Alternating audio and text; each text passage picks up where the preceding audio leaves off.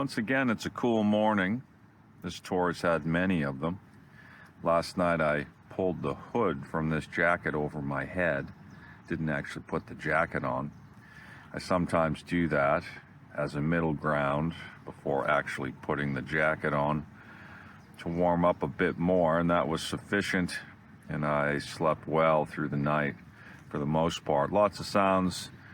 The village is not far from here, occasionally a barking dog, and there's some industrial activity to my right as I stand up and spin around. I'm about to switch from coffee to oatmeal with peanuts. That'll be my breakfast this morning, not unusual.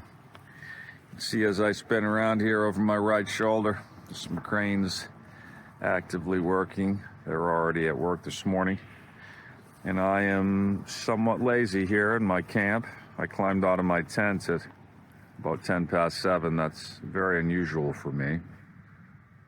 The coolness obviously contributes to a slow departure from a tent.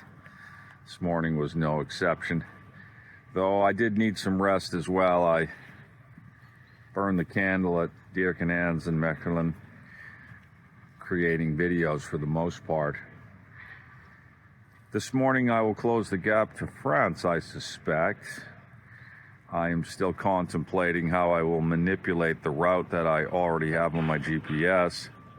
It looks like I will go east around Paris. I had originally routed it weeks ago right through Paris, but I've shied away from going that deep into a space as urban as Paris. The urban infrastructure is challenging unless you know it well for navigation. The sun is up as I walk away from my pocket where I essentially hid away from the world last night. If you're wild camping, you don't want to draw any attention to yourself. This is off-grid. It's certainly not in the wilderness, and it's kind of stealth camping also, this close to a village and industry. I really didn't want to be spotted out here.